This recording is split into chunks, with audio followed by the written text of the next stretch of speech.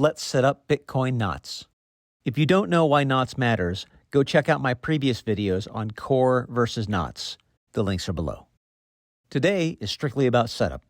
Knots is like Bitcoin Core, but with adult settings.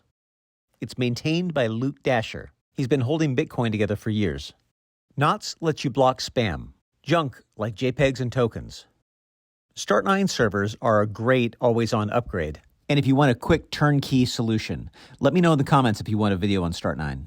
But today we'll use the laptop you already own. Modern laptops like a MacBook Pro can handle knots. Raspberry Pi nodes, not so much these days. If you insist on using one, pack a lunch. First, we're going to go to bitcoinknots.org. Be sure to check the URL carefully.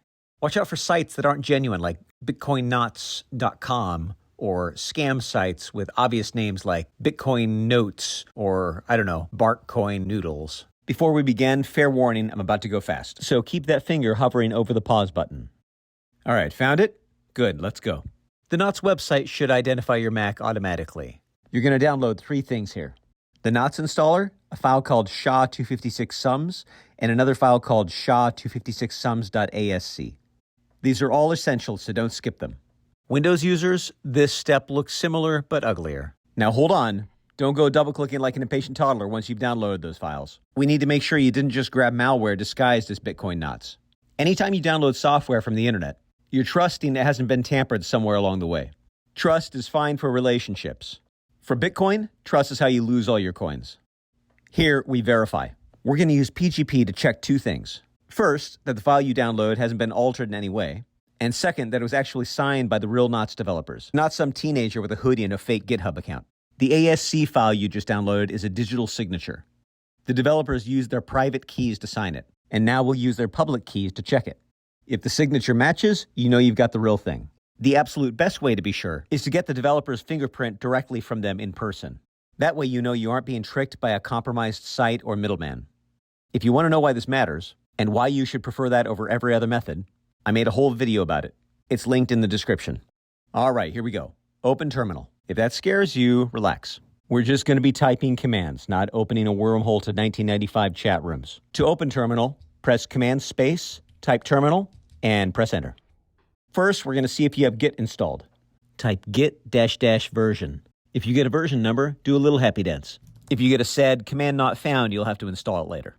Next, we're going to check for new PG, which sounds like a discontinued Nintendo console, but it's actually the tool that makes this whole verification process possible. Check for new PG by typing gpg -- version. If you see a version number, dance again, and this time do a better dance. That was kind of embarrassing. If you don't, time to install it. If you're missing either Git or new PG, you'll need Homebrew, the app store for nerds. To install Homebrew, go to brew.sh and paste this incantation into your terminal. You can install Git and GPG by typing brew install Git and brew install new PG. This might take a while. Once that's done, CD to your downloads folder. On a Mac, that's ~/downloads. And yes, you need the tilde, that weird little squiggly line. Now we're going to clone the official Knots signatures repository. Type git clone https://github.com/guix.sigs. These are the developer keys. We're going to import them now. Type gpg -- import guix.sigs/builder-keys/*. Now you have every public key from every Knots contributor. Only a few will have signed this release, but that's all you need. Verify the signature file by typing gpg -- verify SHA-256-SUMS.asc, the signature file we downloaded earlier. If everything's good, you'll see a message that says good signature from Luke Dashjr. If you see warnings about keys not being certified by a trusted signature, don't panic.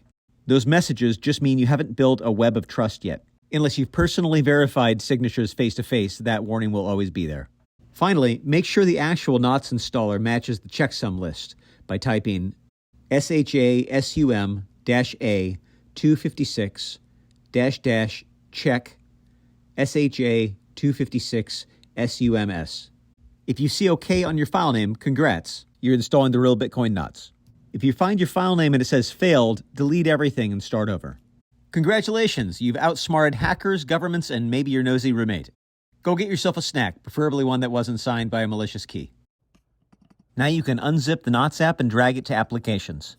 If you're replacing Bitcoin Core, click Replace like you're banishing a demon. All right, now for the big moment. Let's navigate to Applications and open Knots. Good news. If you were running Core before, Knots reuses your old blockchain data. No need to re-download everything. If you're new, you'll see a pruning option. Pruning verifies everything, but deletes old files to save space. Keep it enabled if your laptop has limited storage. Congratulations, now you're running Knots. When you close your laptop, Knots stops syncing. When you reopen it, Knots plays catch-up. Want 24/7 syncing? Use a Start9 or Umbrel.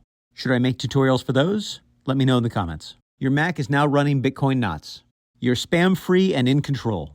I'm planning on making another video explaining the configuration options, as well as how to connect your wallet with Sparrow. If you'd like to be notified when that's ready, hit subscribe and the notification bell. And if you liked this tutorial and want to see more like it, hit the like button so I know.